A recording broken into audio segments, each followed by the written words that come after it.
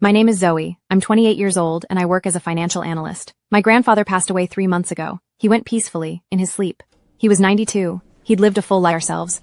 But I knew, he still had words left unsaid. The night he died on a plastic chair in the hospital hallway, it dug into my back. When the nurse wheeled him out, his fingers twitched slightly, like he was reaching for something. I held his hand. It was already cold.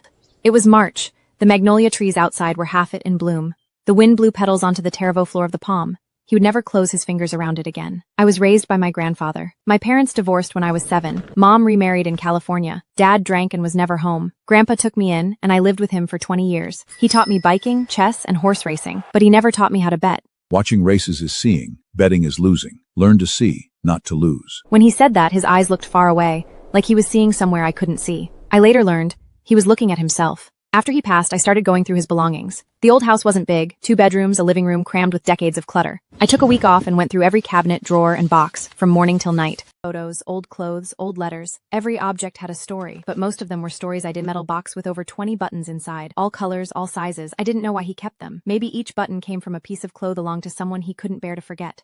Behind the top shelf of the wardrobe, I felt a manly envelope. It was old, the edges worn, the flaps sealed with layers of tape. I tore it open. The tape stuck to my nails, and it took me forever. Inside was a notebook. On the cover were 3 words, horse racing log. The handwriting was shaky, not like his usual script, like it had been written with a trembling hand. I froze. Grandpa bet on horses? He never mentioned it. I opened it. The first page was dated March 12, 1985. It had the date, the horse's name, the bet amount, then one big word. Lost. Second page lost. Third page lost. I flipped through more than a dozen pages and finally saw a 1, but there were more lost entries after it. Some pages were stained with water, the words blurry. I didn't know if it was rain or something else. I turned page after page until I reached the end. The last page had just one line, not won or lost. It said, I killed her. My hand stopped on that page. Who had he killed? My grandmother died when my father was 12. Everyone said it was cancer. But a man who bet on horses writing I killed her? That night, I didn't sleep. I sat in my grandfather's study, looked and open on the supports, thumb is pressed down with strength. The back of the page was up with the pressure, and reckless my finger over those grooves. I could feel my grandfather's anger, fear, and for the truth. The next day, I went to my father's rental apartment. He lived on the outskirts of town, a north-facing single room with a view of the garbage dump. The hallway always smelled of boiled cabbage. When he opened the door, his hair was a mess, he hadn't shaved, and he reeked of alcohol. Zoe, what are you doing here? His voice like he'd just woken up, or maybe like he hadn't slept at all. Dad, how did Grandma die? It wasn't grief, it was fear. He turned and went inside, sat on the bed, and lit a cigarette. His hands were shaking. It took him 3s to get the lighter to work. I stood at the door and waited a full 2 minutes. Ashes dropped onto his pants. He didn't brush them off. Finally, he said, Cancer. Why are you asking? Did you know Grandpa bet on horses? Yes.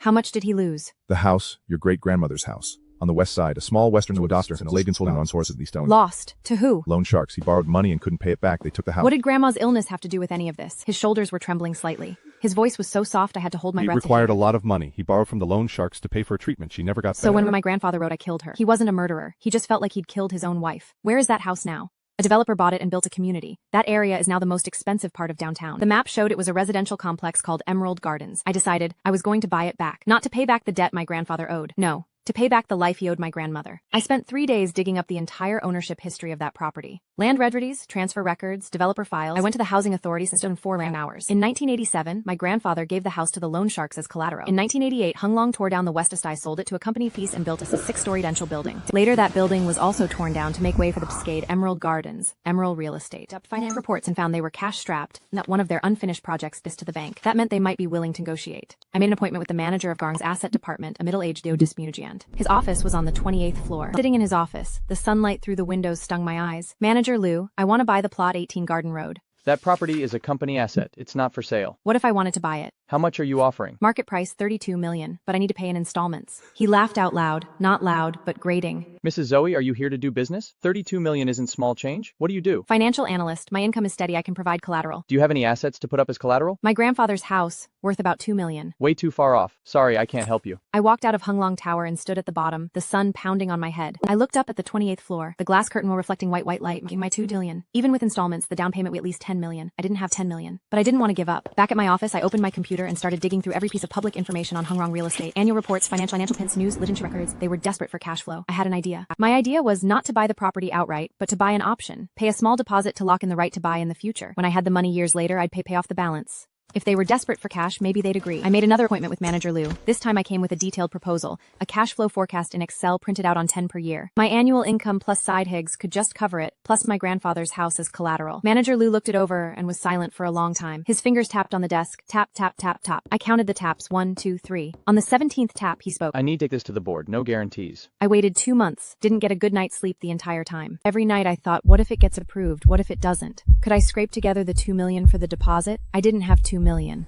My grandfather's house was worth $2 million, but it was his, not mine. I couldn't sell his house. I counted my savings over and over, $550,000. I was short by one bank's about loans. They'd only lend me $500,000. I asked friends, they said I was crazy. I asked my father, he said he had nothing and hung up. I could hear a bottle fall over on his end. I was about to give up. That night, I opened my grandfather's betting log again. The last line glared under the desk lamp. I traced the words, the raised paper under my finger felt. He'd lost more than money. He'd lost grandma's life, lost the family's roots. I couldn't let those roots stay out there forever. I made the boldest decision of my life, mortgaged my grandfather's house. The bank appraised it at $2 million. They lent it to me. I got $1,980,000. With my savings, $2.5 million. Enough. The moment I transferred the deposit, my hands were shaking. Hung Long's board approved it. Mrs. Zoe, the board has your installment plan, but there's one condition: the balance be paid within 10 years in semi-yearly payments. If you're more than 3 months over, the deposit is forfeited and the property reverts to us. The day I signed the contract, my hands still trembled as I held the pen. Manager Lou looked at me with something I couldn't read. Sympathy? Are you sure? Admiration? Just thinking and signed my name. The 3 actors came out ugly because my hand was shaking. Walking out of Hung Long Tower, the sun was warm. I stood on the steps and took a deep breath. Autumn. From now on, I owed $32 million, $2.8 million a year. My salary plus side gigs, just enough. But I wasn't young anymore. No getting sick, no losing my job, no travel, no new clothes. But I was willing. Back home, I put the betting log on the table. Flipped to the last page, and under what I killed her, I wrote 2 words, my grandma saved. I started paying. Every month, the moment my salary hit my account, I transferred out the payment. I cut every expense I could. No coffee, no eating out, old clothes. Coworkers asked why I was getting so thrifty. I said I bought a house. They laughed, thinking it was a joke. First year, I paid off $280,000. Too little, nowhere near the goal, but every payment made me feel closer to that house. I installed a countdown app on my phone and watched the balance drop every day. 31.72 to million. 30 number move million. One day, my mother called. She hadn't contacted me in a long time. She'd remarried and moved to California. Her new husband was a lawyer, big house, nice car. She was living the life she wanted. On the phone, her voice was hesitant, like she was way everywhere. I heard you bought a house? No, I'm paying off a loan. Are you crazy? $30 million? How are you going to pay that? Slowly. She was quiet for a long time. I heard her sigh on the other end, soft but clear. Your grandfather's business. You don't need to feel guilty. It was his fault, not yours. I know, but I'm not guilty. I just want to give him peace. You don't understand. Your grandfather's story is more complicated than you know. What do you mean? Your grandmother didn't die of illness. She paused. I heard her take a sip of water, a loud swallow. At least, not entirely. Mom, tell me clearly. Come see me. I have some things your grandfather left for you. I've never dared to give them to you. The next day, I took leave and flew to California. 11 hours on the plane. I didn't sleep a minute. Outside were clouds, and below them, the Pacific. I wondered, when Grandma died, was the Pacific this blue too? My mother picked me up at the airport. She looked ill Olish, her hair dyed, her nails painted a deep rose. We didn't talk much on the way. At her house, she took a metal box out of a locked drawer. My mother said my grandfather had given it to her 10 years ago, to pass on to me when the time was right. She'd never dared to give it to me because what was inside was too heavy. Open the box. The photo showed a young was a letter and holding a baby. Her faces had been scratched out, with fingernails, deep gashes. But the baby's face was clear. It was my grandfather. The letter had just one sentence. The handwriting matched the betting log, pressed so hard the back of the page was raised. She didn't die of illness. She was driven to death.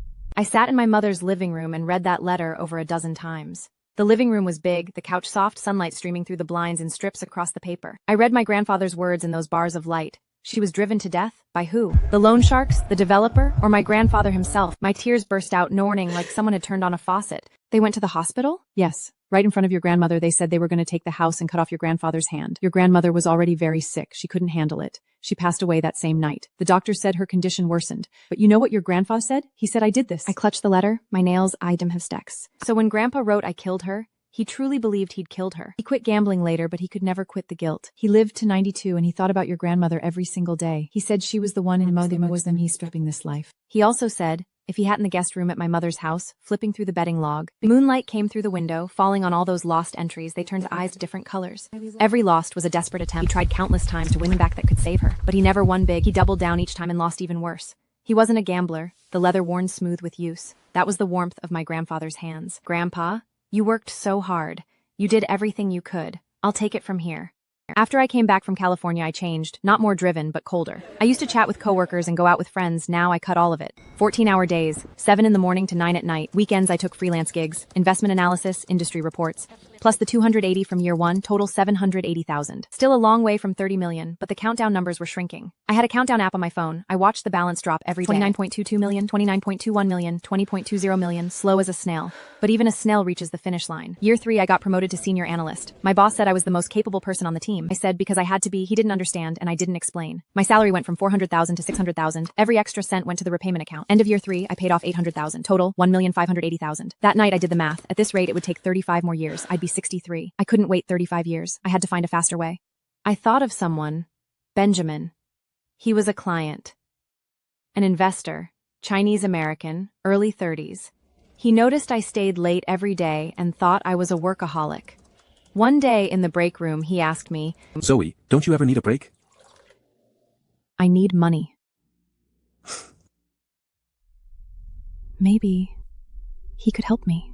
The next day, I initiated a coffee meeting with Benjamin. We picked a small cafe near the office. Tiny, but good coffee. He was dressed casually, jeans and a white tee, but his watch was expensive, and I recognized the brand. He listened and was quiet for a long time. His hand stopped stirring, the spoon resting on the rim with a soft clink. You're carrying this alone?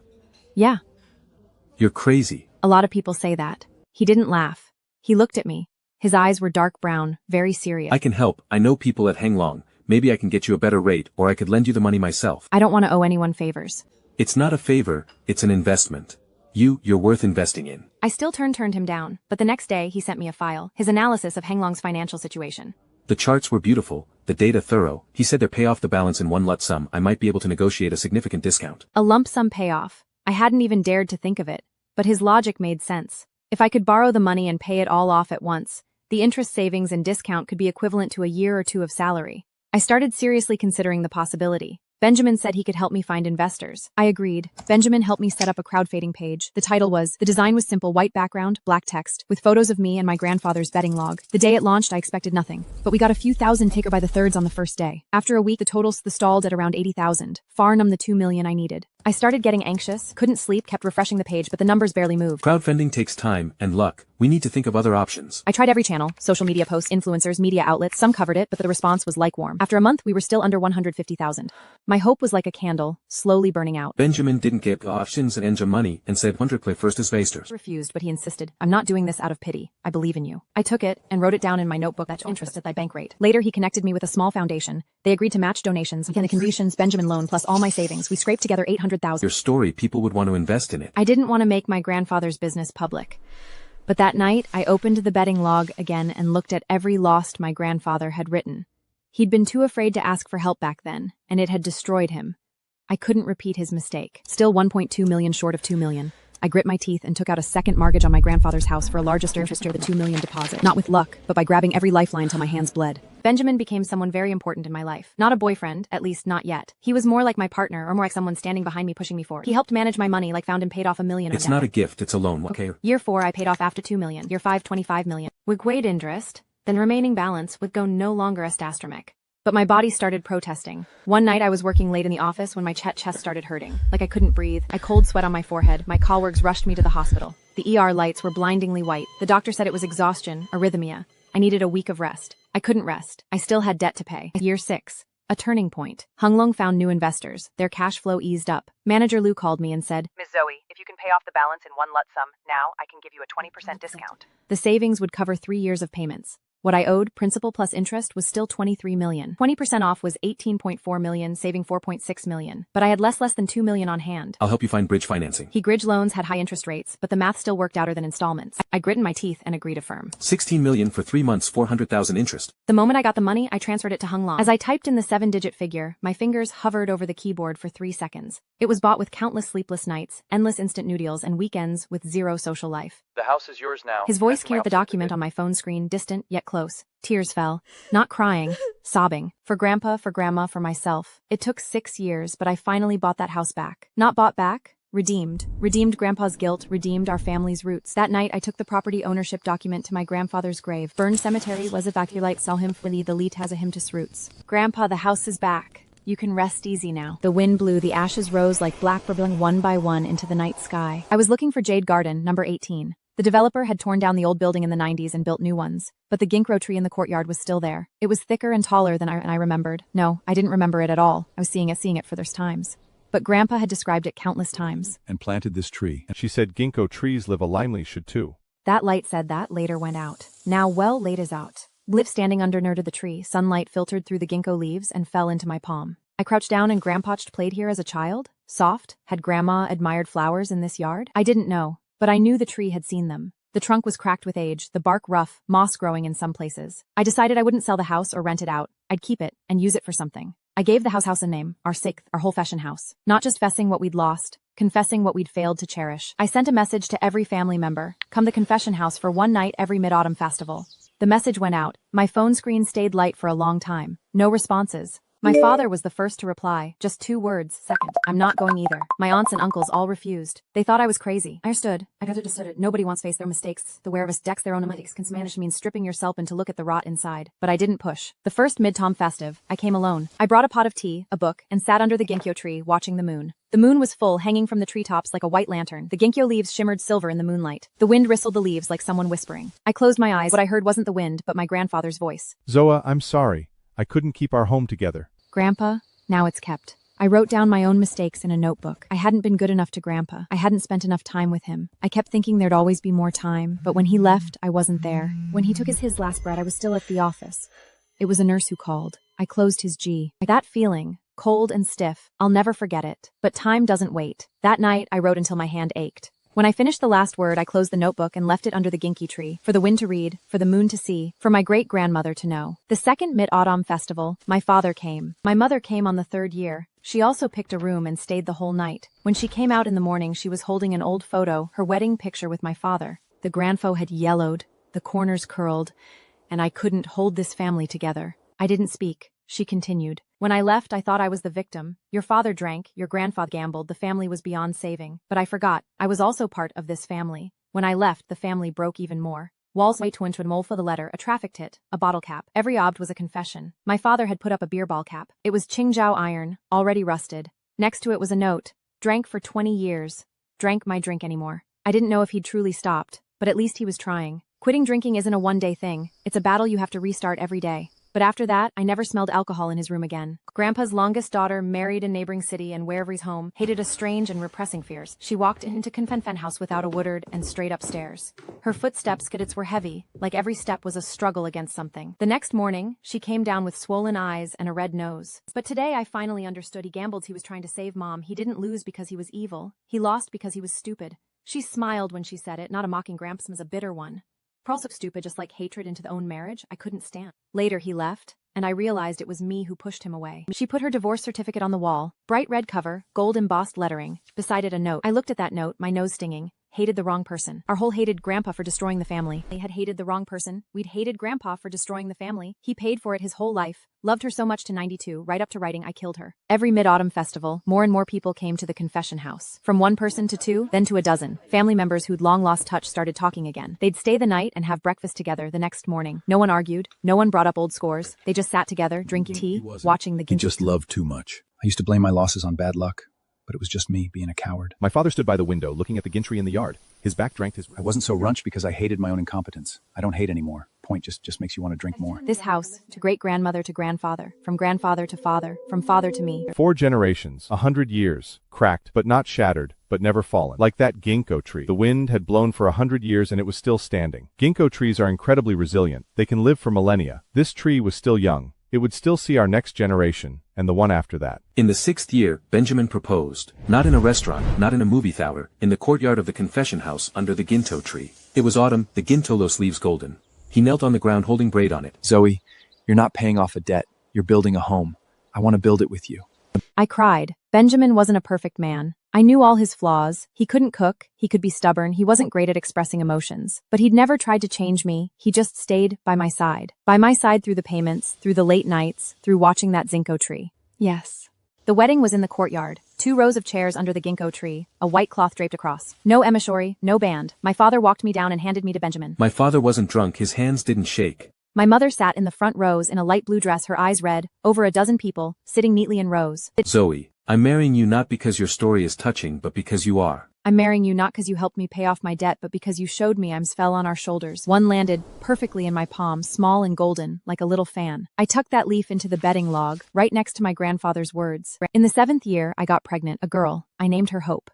Not because she was our family's hope, but because she represented the future, a future where we wouldn't repeat our mistakes. I handed the confession house over to a foundation, not sold, but entrusted. The foundation would use it to help families burdened by medical debt. The first couple to stay, the husband lost $800,000 gambling on soccer, and his wife wanted a divorce. They stayed one night. The next morning, they came out holding hands. The husband put a written IBO on the wall, amount and date in ballpoint print. Next to it wrote another line beside it. His wife wrote a more than just ha. I looked at those 2 lines and thought of my grandfather's betting log. He had written, I killed her. Now it forgave more than just him. From killing to forgiving. 40 years. A whole house, an entire generation. I stood in front of that wall for a long time. Behind every note was a person. It was a living, breathing confession log. Hope was born 8 lines with a loud cry. Benjamin said she was definitely going to be a strong-willed girl. I held her under the ginkgo tree. The autumn wind rustled the leaves. Will she know the story of this place? No, she just needs to know at home is always a place you can come back to. But I knew. The past doesn't disappear. It just gets carried. I pressed Hope's footprint onto the last page of the betting log. A nurse had taken her footprint in the delivery room, tiny, pink, all 5 toes clearly visible, and pasted it right next to my grandmother's words. Next to, I killed her. Wrong, a death and a birth. I also took out my grandmother's letter from the drawer, the one that said she didn't die of illness, she was driven to death. I didn't put it on the wall, just tucked it into the notebook's inner pocket. I thought, when Hope grows up, I'll show her this letter. Not to teach her hatred, but show her that some is grow from love. The notebook sat there like a bridge, from Grandpa to Hope. If only your grandfather could see her. He does. He's been watching all along. The ginkgo leaves fell cramping the footprint, it's then by prayer. Like this family, through all the storms, still standing. When Hope turned 1, my father finally quit drinking. He said it was because of the confession house. That night he'd realized he didn't hate his own incompetence, he hated that he never had the courage to face things. Now he did. He started going to AA meetings once a week without fail. Once I went to pick him name and saw many years they drank, how many days they'd been sober. My name is David. I drank for 23 years and I've been sober for 360. Everyone applauded, smiling. He was seen him smile in a long time. His teeth were a little yellow, but his smile was real. My mother changed too. She started flying back from California once a month, staying at the confession house, helping the foundation receive families in need. I owe you all. She put a boarding pass on the wall, blue, with the date and flight number. Beside it, a note, 2800 kilometers. It took me 7 years to fly back. My book was published. The title wasn't The Betting Log, but The Confession House. Not my autobiography, but letters from people who'd stayed at the confession house. Every letter was a story, every story a kind of pain. It took me half a year to sort through them, some on sticky notes, some on napkins, some on the backs of medical records. My mother and father remarried. No ceremony, just under the ginkgo tree. My aunts and uncles all came, everyone laughing and crying. My mother wore a white dress she'd just bought. My father wore his one clean shirt, white, the collar a little yellowed but neatly ironed. They exchanged rings as the ginkgo for Reeve's wedding. My mother had kept them all these years. The wind blew, leaves landing on their shoulders. My cousin said it was Grandpa's blessing. I didn't know if that was true, but I hoped it was. I owe you a home. Don't pay it back. Let's build one together. In that moment, I felt this house come alive. Not the bricks and mortar, but the people living in it. The ginkgo tree my great-grandmother planted had finally seen this family reunited again. It's raining! Golden rain! Everyone laughed. Golden rain. How beautiful. I'd never imagined ginkgo leaves could be this beautiful. An elderly woman wrote, when I young she's accepted me, but I can't recognize myself. At the book signing, many came, some crying, some silent, some saying thank you. One young man came up with the book and said, my father gambled too. I shook his hand, his was ice cold. Bring him to the confession house for a night. That night, I went and opened the bobbling log. I wondered, if Grandpa were still here, what would he say? Zoe, you did better than me? Don't write about my business. It's shameful.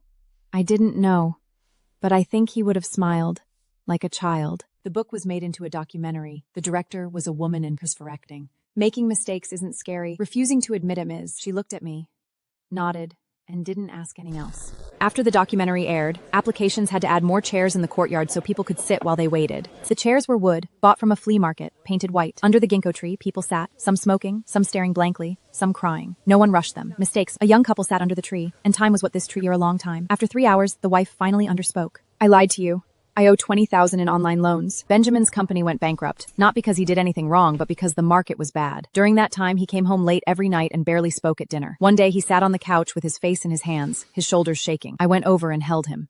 Zoe's body, I failed. So? So I need to confess. But his confession wasn't smooth. The first month after bankruptcy, he sent out resumes like crazy, went to over a dozen interviews, either rejected or offered far less than he'd had before. He started doubting himself, couldn't sleep at night, didn't want to leave the house during the day. Maybe I was cut out for investing. One day I looked at him, like looking into a mirror. That was me a few years ago. He went to the confession house alone, not because I told him to, but because he chose to. He stayed one night, no phone, no computer. The next morning he came out with red eyes, but the corners of his mouth were turned up. I figured it out. I'm not minding my way. This road doesn't work, so I'll take another.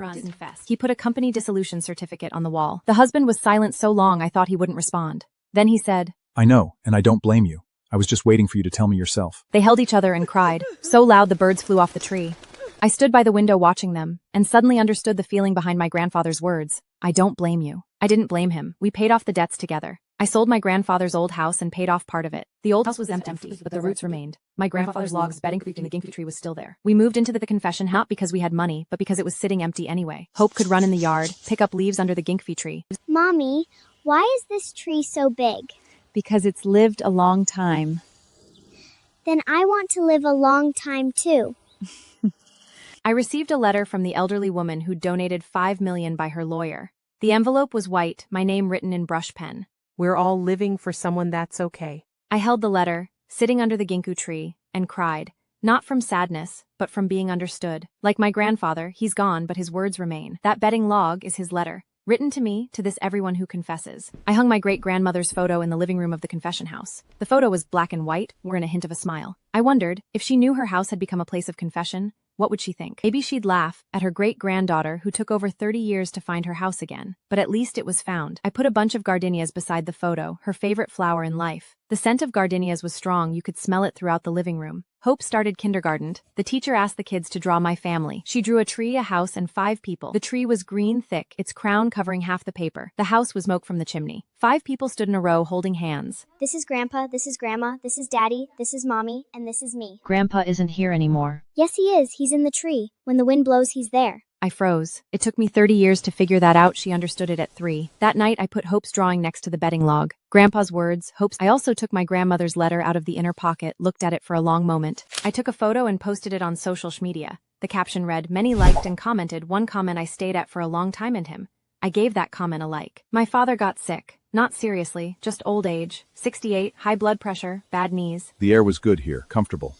And light just scanned for a misspelling, then just stay here. When I was young, I hated your grandfather. Hated him for losing the house, for not having money to save my mom. Now I don't. He had it harder than me. I held his hand without speaking. Rough. His nails clipped short. Zinco leaves fell on his white hair. He didn't drink anymore, his hands didn't shake. But he'd aged a lot, his back more humped, his steps slower. Can still walk. This isn't admitting defeat. It's admitting age. This tree is older than your great-grandmother. Yeah, it's seen a lot of people. It should see Hope too, so she knows this family didn't start with her and it won't end with her. My company went public, not because I'm brilliant, but because the market improved. I donated some shares to the Confession House Foundation. Not a lot, but enough to help dozens of families. Because this house saved my family. A young journalist came to interview me. She just graduated from journalism school. Do you regret all those years, all that debt, just to buy one house? A young girl found me through the foundation. She said her father also gambled on horses, lost the house, lost his family, lost everything. Should I hate him? You can hate him. But after you're done hating, do one thing. She asked what? Forgive yourself. I didn't buy a house. I bought back my grandfather's dignity. She paused, then scribbled furiously in her notebook, her pen scratching. After the article was published, it got shared a lot. One stranger commented. I stared at that comment for a long time. But some calls are made too late. Hope turned 7 and started elementary school. The teacher assigned an essay, My Family Story. Her teacher gave it a perfect score. She showed it to me. I read it 3 times and cried every time. You're too emotional. I'm too happy. What is happiness? To 20-year-old me, it was promotions, designer bags, Michelin restaurants. To 30-year-old me, it was paying off the last loan. Watching under the counter write essays. Tomato, meaning not drink salads. Benjamin brewing coffee in the kitchen with the aroma filling the yard, and my mother flying flowers in the garden, her favorite roses. Happiness is this tree, this house, these people. She didn't understand. I took out my grandfather's betting log, flipped to the last page and showed her those words. This is what my grandfather wrote. It took me 10 years to turn those words into, I saved him. You can do it too. I stroked her hair, the way my grandfather used to stroke mine, black and soft, tied in a ponytail. When she left, she put a note on the wall, I forgive him. No name. But she knew and the tree knew. My grandfather's betting log was collected by a museum, not because it was valuable, but because it recorded the most honest struggle of an ordinary person. I stood before the display case. The glass was thick. the light from above falling on those yellowed pages. I saved. The museum didn't display that note, but they kept it. They said it was the answer to the story. Who wrote this? A man named Lita Howe. He gambled on horses to pay for his wife's medical care and lost his house. His granddaughter later it back. Good story. It's real life. I stood there, sunlight streaming from through the glass dome falling on that notebook. His teeth were white, and he laughed like a child. Benjamin started a new business, not investing this time. Teaching kids to admit their mistakes is more important than teaching them to win. I supported him. He used the name the Confession House for his education center. No tuition. One promise: every child who came had to bring their parent. The first session had 5 families. Boy, just that's kids draw a mistake. Say a girl drew stealing her brother's candy. Then Benjamin asked the parents to draw one of their own mistakes. A father drew yelling at his child. A mother drew lying. They put their drawings on the wall, just like the wall of the confession house. Mistakes are a universal language. When you admit yours, others understand. I sat in the back. I wondered, if my grandfather were still here, would he draw something too? Would he draw the horse, the loan shark, or my grandmother's face? But I knew he wouldn't need to. His mistakes had already been forgiven. Mommy, why do you always look at that old notebook? Because it's a letter from your great-grandfather. What does it say? It says a mistake. I made a mistake too, and I spilled milk years apart, separated by yesterday. But they shared one thing. They both needed to be forgiven. I crouched down to look into Hope's eyes, brown, bright like glass mall's time. I'll remember. I picked her up and walked to the ginkgo tree. The leaves were turning yellow, autumn coming again. Another mid-autumn festival, as mungmer house knees this house could stand, and forgiveness would be given. And that was enough. I dreamed of my grandfather. He was sitting under the ginkgo tree, wearing his old gray jacket, holding the bedding log. His fingers didn't shake. His face was clean, wrinkle-free. Zoe, thank you. For what? He said, for showing me that mistakes can blossom. Golden yellow covering the yard like a golden blanket. Benjamin was brewing coffee, the scent drifting into the bedroom. Hope was drawing the tree on the floor. She was due to Ken with May the crayon and very focused. Then I took my grandmother's letter out of the drawer and read it again. Watobaidolivlet letter in Punheiser Bagme and hatred. Ren Siwang Readamuide. By then she'll understand that mistakes can bloom.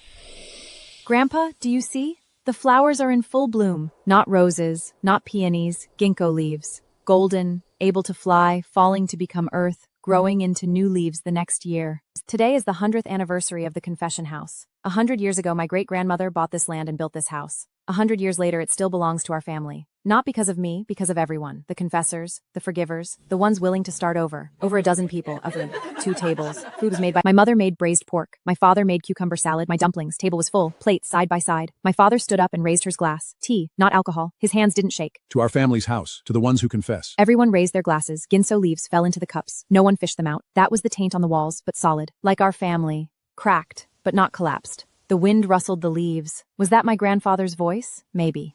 I've seen it. I owe nothing more. I picked up Hope and lifted her to reach a ginkgo thranch bedding log. She plucked a leaf and placed it next to my grandfather's back to life. The foundation told me the waiting list for the confession house was already full through the year after next. If I wanted to expand, buy another house? No, one is enough. Mistakes don't need a big space to be confessed, just the right one. One applicant was an old man in his 60s. His application was just one sentence. We let him jump the queue. When he came, he brought his wife, a tiny little white hair, in a wheelchair. They stayed one night in the confession house. The next morning, the old woman was smiling, but his eyes were red. As he came out, he whispered to me. She already knew. I thought, this is the meaning of the confession house. Not to tell others something they don't know, but to say the things you were too afraid to say yourself. And then you'll find the listener had already forgiven you long ago. Hope turned 8. She started piano lessons. Her first song was Twinkle Twinkle Little Star. She played slowly, often hitting wrong notes. Every time she did, she stopped, frowned, and started over. Wrong notes. I know, but I can start over. Our family had been doing it for 100 years. Grandpa started over, my father started over, and now Hope was learning to start over too. She wasn't learning piano. She was learning how to face mistakes. Play a wrong note, play it again. Take a wrong turn, take it again. No big deal. I sat beside her, watching her tiny fingers dance on the keys. Some notes were right, some were off, but they were all trying. Like our family, not perfect, but always trying. I handed the keys to the confession house over to the foundation. Not sold, but entrusted. This house doesn't belong to me alone. It belongs to everyone who confesses. The foundation staff nodded and put the keys in a glass display case. With wooden keychain with 18 Garden Road. I kept one for myself. Not to open the door, but to remember. Remember where I came from, where Grandpa fell, where Grandma left from. The key was light, but it felt heavy in my hand. Not the weight of metal, the weight of time. Do you regret it, spending 10 years buying this house only to hand it over? No, houses aren't for owning, they're for healing. He smiled. You're the soul of this house. No, this tree is. Today is Mid-Autumn Festival. The moon is full. Under the ginkgo tree, people are gathered. Family, strangers, confessed, those who are confessing now. My father sits in the front row, my mother leaning on his shoulder. Hope is drawing on everyone. Benjamin the tree. Benjamin is pouring tea. I stand on the doorstep watching it all. The wooden thread mold polished smooth from years of footsteps. The ginkgo tree stood in the yard without speaking, but it remembered everything. In its rings were carved 100 years of storms, frost, and wraith this family had ever snow. I think of my grandfather's bedding log, now in a museum, behind glass seen by countless people. But what matters isn't the notebook. It's the man who wrote it. He made mistakes. He admitted them. He spent his life paying for them. He wasn't perfect. The wind blows. The ginkgo leaves rustle. I close my leaves, falling to the ground. Zoe, you don't need to pay anymore. You've already paid it all. I open my eyes. The moon hangs above the ginkgo tree, full and round. Mommy, what are you looking at? The moon. Who's on the moon? Your great-grandfather. Can he see us? He's always been watching. Tears fall, but I don't wipe them. Let them fall. Let the wind blow. Let the ginkgo leaves drop. Let mistakes be confessed. Let forgiveness be given. That our story's family's 100-year story, an ordinary person's story. Not a hero of someone who made a mistake, admit it, and spent a lifetime making it right. He lost the house, but he won us back. I press Hope's footprint onto the last page of the betting log, next to my grandfather's words. One side says I killed her. The other is a tiny footprint. I close the notebook. Is it over? No. Every new child will turn to a fresh page and write a new story. Not I lived us. The wind blows, ginkgo leaves cover me. Standing under this tree, I feel like more than just a granddaughter, more than a mother, more than a wife. I am one leaf of this tree. Fall and grow again.